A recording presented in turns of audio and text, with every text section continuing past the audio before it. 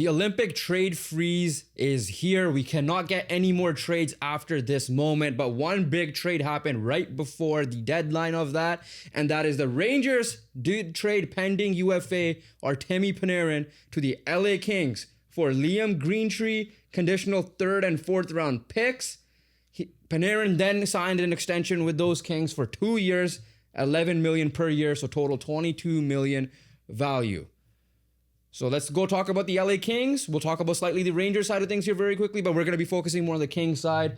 Obviously, Kings haven't had the greatest year so far, up and down, but the good news for them is the Pacific Division exists, the Western Conference exists. Obviously, they're outside looking in at the moment, but they're only a couple of points behind because we're seeing the Oilers go on their cold stretch at the moment. The Vegas Golden Knights didn't jump away with anything yet. The Seattle Kraken are having a really solid year. Obviously, we're seeing a bounce, a step forward from the Ducks and the Sharks. So there's a lot of competition for that the third spot in the Pacific and the second wildcard spot. Look, first of all, trade reaction. Kings dubbed up. It's like everybody and their mother knows that the Kings just got an absolute stud for as minimal as you could possibly give. I'm not going to say anything about Greentree because I don't know anything about him. 2024 late first round pick. But at the end of the day, like when you're thinking about it, the Rangers could have done much better in terms of getting a return for Panarin. The only issue is that they were kind of handcuffed in terms of, because it's quite obvious that Panarin wanted LA. It was pretty much saying that he was the only spot. Yeah, it's like at the end of the day, like, let's be honest. Like you thought Panarin, like this guy wanted more term for sure when he was looking. Yeah, I was surprised with the 2 years. That's how you could tell that he wanted LA and he wanted to be in LA. Now in terms of the hockey aspect and LA and what they're getting, LA sucks at scoring. LA sucks at offense. Yeah. That's the reason why they're kind of been held back this season. What are you getting in return? An absolute injection of offense in Artemi Panarin. This guy's on a 90-point pace. You're giving that not even just him coming there, but who he's going to help create offense for in Adrian Kempe, who's obviously a solid player, for an absolute, one of their best players. Andre Kopitar, also how much of is this a thing that it's Kopitar's last year? Might as well go all in, because who knows what's going to happen after he's gone, because they don't have right now a viable replacement for their franchise legend. Yeah, I mean, like Panarin is not going to fill that role because he's not a center, but at least for 1 year, the rest of this year, we'll see what happens. And at the end of the day, like this guy Panarin just an elite, intelligent, highly skilled offensive player. The Kings are not an elite offensive team. So at the end of the day, when you're looking at it, Panarin's strengths fit the LA Kings' weakness. This is a pure major dub for the LA Kings. Again, it is a 34-year-old. It is a guy, obviously, they got a guy and they paid a guy who is in his mid-30s. Again, very talented guy in his mid-30s. So in that sense, and when you're looking at their future, obviously questionable. But when you're looking at what they did this season, and can you say that they got better? 100% guaranteed. With Artemi Panarin, the LA Kings got much better and could potentially be a threat, especially when you're looking at it in the Pacific Division. If it's any other division, if it's a Central, hell no. If it's Atlantic, probably not. Same with the Metro. When you're in the Pacific, you could think of this team with Panarin and Kempe and Fiala, Kopitar, all just getting right chemistry, getting in a good mix here. You could see these guys coming out of the Pacific Division aspect and getting into the conference finals. Obviously, that just depends on how much they gel and how much can they lock in. But overall, there's an opportunity here. They pounced on it, they took it, and it obviously does help when he only wanted you guys. Yeah, so like the thing with the Kings, like you mentioned, they only have 143 goals scored. That's a problem if the Canucks have more goals than you. Yeah, they're like overall 28th, I believe, in the league. I think like close to there, because like the only teams I see that they are ahead of is just Calgary. Realistically, 143. Like they might be 31st if anything right now in the NHL. in that range, they're in the 28 to 32 range. Let's just say that, because they're playing as we speak. They are losing to the Seattle Kraken 4-2. So they're what did I say? 143. They're at 145. Let's just say. So they're still behind the Canucks and the the St. Louis Blues, I believe, or someone down there. Yeah, like at the end of the day, it's a massive, So massive concern. Minus 10 goal difference, obviously, so 153 goals allowed, so not too bad in that sense. But there's a lot of pressure if you can't score goals.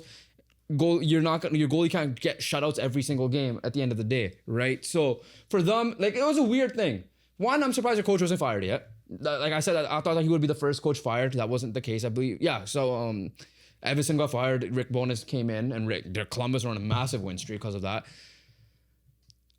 There was rumors that these guys might go get, because again, look at the GM. It's Ken Holland. He likes a certain type of build for his guys, big, strong guys. Obviously, Panarin's not a big guy, so he went the right way, at least in that sense, because there were talks about them getting Evander Kane, who he had in Edmonton, right? It still could happen, depending on what the Canucks decide to do. They're a whole different story. We'll talk about them during the Olympic break.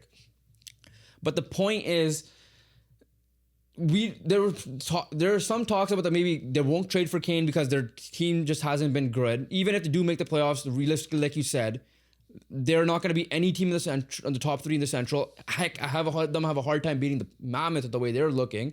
Obviously, let alone getting to the final, right? The East won't even matter in this case. Like at this rate, yeah. Like at the end of the day, they're just lucky. They're in a, like you could see them if they get the top three in the Pacific. Obviously, that's what it's gonna take. Like get the top three in the Pacific. I mean, the wild card race. No, the wild card race. It is the top four in the Central, and the other teams in the Central. Like Nashville's in the mix, but I don't trust it fully. So you're looking at the fourth team, or the last spot being the second wild card spot. Pacific team. Yeah.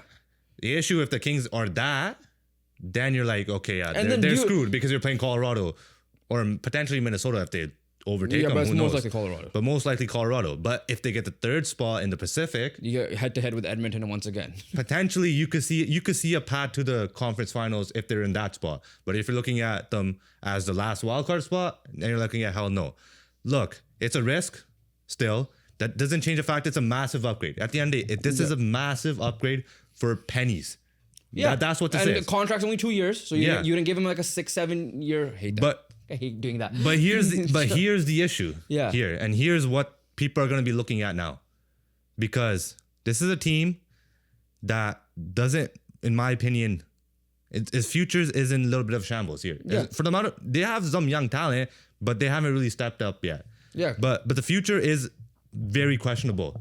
So the question is now is like when you're looking at this trade and the Kings team right now, at the end of the day, it doesn't really change the rankings you will have in the West. You're gonna have Colorado, you're gonna have Dallas, you're gonna have Minnesota, you're gonna have Edmonton, you're gonna have Vegas all over them, and that's like bona fide clear cut if all those teams will make the playoffs, right? Then you could have a conversation about the Kings, the Sharks, the Kraken, whoever, or the Mammoth, whoever else make it. So at the end of the day, does it really change does it really change their outlook of what this season's gonna really look like? Maybe not, because of the other teams just being so goddamn talented and you guys being so bad offensively. At the end of the day, I just don't feel like one guy is gonna really turn it all the way around. Especially because the style is still gonna stay defensive. Yeah, exactly. So again, massive upgrade. My takeaway is massive upgrade. Huge win. Huge win. They won the trade. Yeah, no like, doubt about at the end of the day, like a great move on all those things. But at the end of the day, would it really matter? I'm saying no. Yeah, like this 2-year extension only, like again, surprised. I thought it would be at least minimum 4, the way I was looking at it. For me, it is like, you clearly you're not punting on the season. So you're going to you still have enough assets to maybe add a couple pieces to make Kempe's last year memorable. We'll see what ends up happening. Kopitar's last year memorable. Kempe's been going to be here for quite a while. Yeah. The point is, though, at the end of the day, if you're in terms of this trade alone, love it. Didn't give much. Obviously, we don't know what Liam Greentree is going to end up being. I'm not a prospects expert. You're not a prospects expert, so we'll see what ends up happening. Conditional 3rd and 4th, that could come 2nd and 3rd, depending on how the playoffs go. Whatever the case is, who cares, right? So overall, yes, should this help your offense? Yes. We'll see if that ends up happening.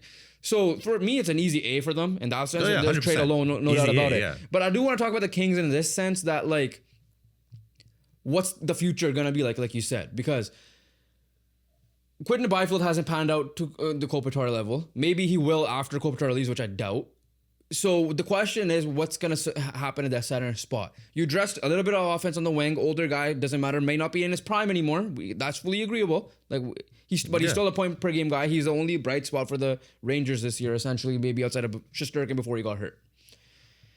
So the franchise center part is the one that I'm looking at. Obviously, some people are tying him to Elias Pettersson. We'll see what if that's a good. I think that's a really good spot for the style of play for Elias Pettersson, and he could pan out. But that's going to be the overall question coming into the future. So I do like the low risk in terms of 2 years. Figure out what's going to happen in these next 2 years. Can you find a guy either in the draft that you could develop? Can you find a guy that's potentially going to be available via trade for whatever reason that you could give assets for?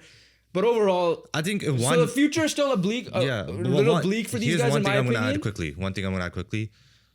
I think if you look at it in terms of one optimistic perspective, is that for Kings fans, and like if I could look at it this way, is what if Artemi Panarin unlocks Quinton Byfield?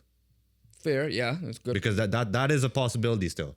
Like what if just those two playing together helps Quinton Byfield raise his level and raise his game to the point that when Panarin leaves, Byfield is, that so-called Kopitar replacement, and they're set. So obviously that's one optimistic way of looking at their future, is that if you could get, especially the offensive side, where you get a pure offensive talent, and is he able to help unlock some of the younger talent that haven't really found their game yet or their way yet in the NHL? Because they have some contracts that are tied up, obviously long-term, like a guy like Adrian Kempe. Obviously have a couple of 3-4 more year contracts on some of the younger guys, some of the older guys as well.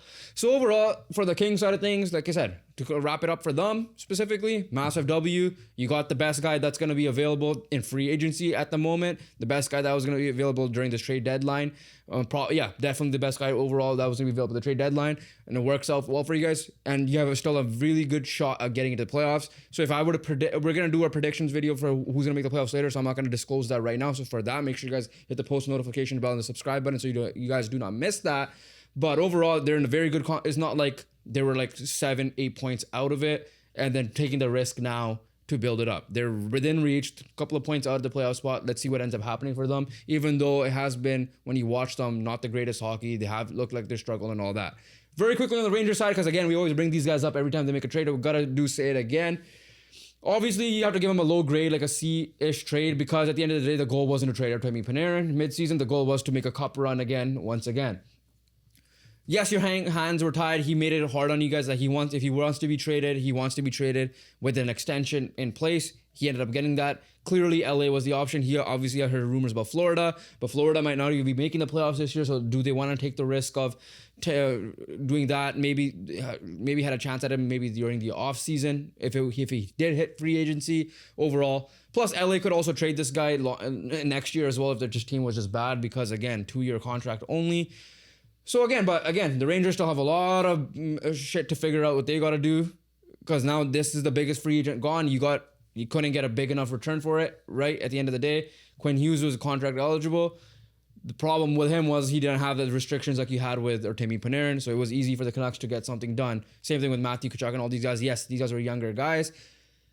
The fact that your biggest asset couldn't net you something big is a concern at the end of the day.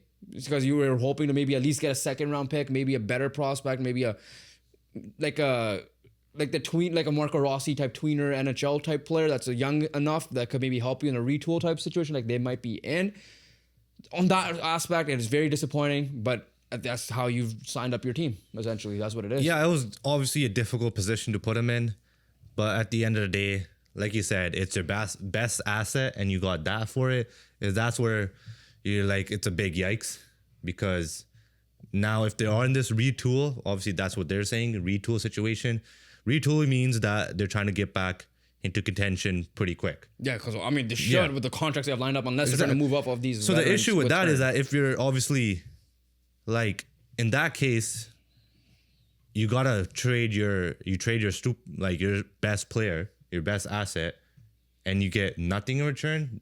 Retool becomes a lot more difficult. Yeah. And you're not getting value from Trocheck and all these guys. It was a different case scenario. I know it didn't pan out like that, but like when Calgary traded away Matthew Tkachuk, they got Huberdeau and Uyghur. Yeah, like win so now, you thought solid like win okay, now players. yeah, you thought like at the end of the day like Calgary will still be competitive. Obviously, it didn't work out like that because Huberdeau had the biggest collapse off of his 108-point season. Dropped like the biggest difference in points for between them in back-to-back seasons.